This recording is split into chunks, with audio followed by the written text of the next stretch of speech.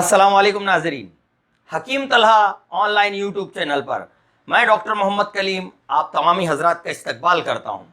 तिब्बे यूनानी की बका के लिए और अपनी सेहत और समाजी सेहत की भलाई के लिए आप हमारे चैनल को सब्सक्राइब करें, हमारे वीडियोस को लाइक और शेयर करें। मर्ज़ जिस पे हम आज गुफ्तगू करेंगे उस मरीज़ के लिए भी ख़तरनाक है, उसके ख़ानदान वालों के लिए भी ख़तरनाक है और समाज के लिए भी बहुत ही ख़तरनाक है। मेरी मुराद है आज एक साइकोलॉजिकल डिसऑर्डर है जिसको बोलते हैं इंशिकाकुज़ ज़हन या शिज़ोफ्रेनिया। इसमें मरीज़ खुद की जान का भी दुश्मन होता है, कभी कभी घर वालों को भी नुकसान पहुंचाता है और समाज को तो नुकसान पहुंचाता है अलग अलग मानों में। लिहाजा हम इसकी तफसील जानने के लिए हकीम तलहा साहब से रुजू करते हैं। इस ज़माने की आम बीमारी है जो किसी न किसी दर्जे में, कुछ कम कुछ ज़्यादा, किसी को और ज़्यादा किसी को और ज़्यादा, ऐसे कई दर्जात में आम लोगों को है। जिनको ज़्यादा होती है वो लोग उसके ऊपर तवज्जो देते हैं और डॉक्टरों के पास ले जाते हैं तो पता चलता है ये सीज़ोफ्रेनिया है। लेकिन जो आम लोगों को थोड़ी बहुत होती है तो वो तो ज़िंदगी गुजर जाती है। ऐसी तो बहुत सारी बीमारियां हैं जो आम लोगों को कुछ ना कुछ थोड़ी बहुत सबको ही रहती हैं। इस मर्ज़ को तिब्बे यूनानी में इंशिकाकुज़ ज़हन कहते हैं। नफ्सियाती अमराज में ये एक निहायत ही अहम मर्ज़ है, इसका ज़रूर ध्यान रखना चाहिए, अपने घरों में भी ध्यान रखना चाहिए। कुछ अंदाज में बच्चों के या बीवी के या शोहर के XYZ कुछ तब्दीली सी लगे या कुछ अजीब बात लगे तो उसके ऊपर गौर करना चाहिए। इस मर्ज़ में मरीज़ की शख्सियत में एक गहरी और मुस्तकिल ख़राबी पैदा हो जाती है। एहसास यानी किसी चीज़ का एहसास करना, तख़य्युल यानी सोच, ख़यालात और तर्ज़ अमल में यानी लेन देन में, उठने बैठने में, खाने पीने में, बातचीत करने में तब्दीली ज़ाहिर होती है। जब ऐसी सूरत हाल हो तो गौर करना चाहिए। मरीज़ एक तरफ तो बैरूनी दुनिया से लापरवाह हो जाता है, यानी कि बेपरवाह किस्म का होता है, कपड़े नहीं बदलना, कोई काम बोलो तो नहीं करना। दूसरी तरफ ज़हनी अमाल में बदनज़मी पैदा हो जाती है, उसके ज़हनी अमाल में बदनज़मी पैदा हो जाती है। जैसे नमाज़ पढ़ने को नीचे गया, नमाज़ पढ़ने के बदले चने ख़रीद कर चला आया, ज़हनी अमाल में बदनज़मी हो गई ना। लेकिन क़ुव्वत हाफ़ज़ा और माहौल की पहचान की क़ुव्वत सही रहती है। ज़हन नशीन करें, हाँ, अजीब नुक्ता है ये कि क़ुव्वत हाफ़ज़ा और माहौल की पहचान की क़ुव्वत सही रहती है। ये मर्ज़ कसीरुल वुक़ू है, कसीरुल वुक़ू यानी दर्जात के तहत, कम दर्जे में, ज़्यादा दर्जे में, उससे ज़्यादा कसीरुल वुक़ू है। आप ज़हन नशीन रखें, यह आम मर्ज़ है। ये कसीरुल वुक़ू होना आम मर्ज़ की निशानी है। देहातों की बनिस्बत शहरी लोगों को, औरतों की बनिस्बत मर्दों को ज़्यादा होता है।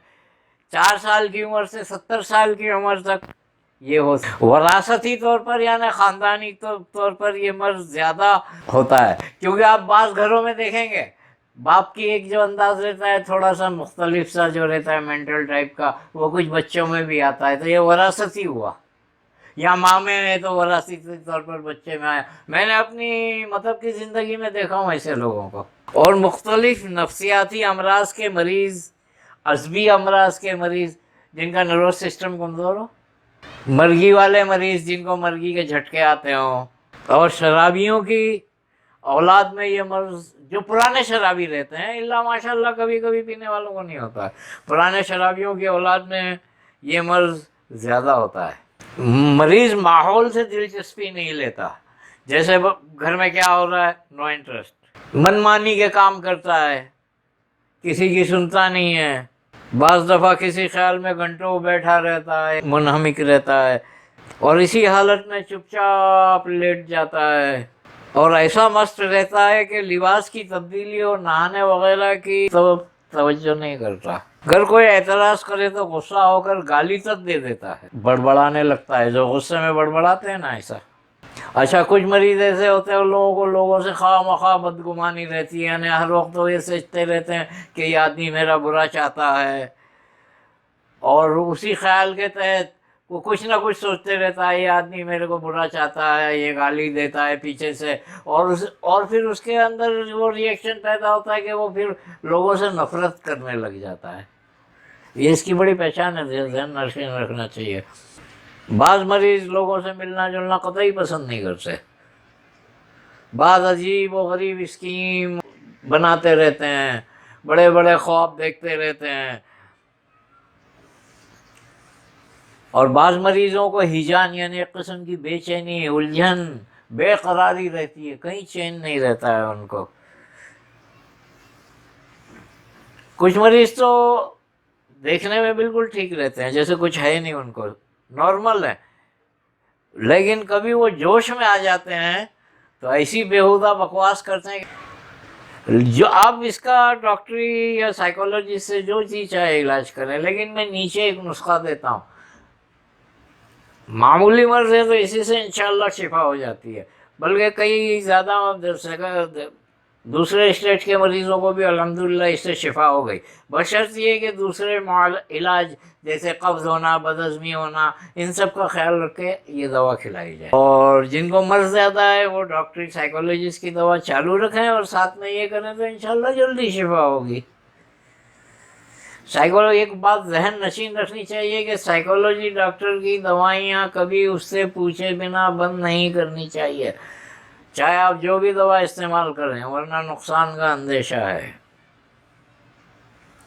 اب وہ ایک میں نسخہ دیتا ہوں، نسخے کا نام ہے مفرح خاص الخاص، صدف محلول، زہر مورا خطائی محلول، لاجورد مغسول، یشب سبز، کوربائے شمعی، شاخ مرجان، ہر ایک 5 گرام، بن سلوچن اصلی، گلے گاودواں، گلے سرخ، برادہ سندل سفید سرخ، برادہ سندل سفید، سوکھا دھنیا، چھوٹی الائچی کے دانے ہر ایک 10 گرام، اسرول بوٹی 25 گرام، سب کو نہایت باریک پیس کے عرق گلاب میں 7 دن کھرل کریں اور سنبھال کر رکھ رہے ہیں۔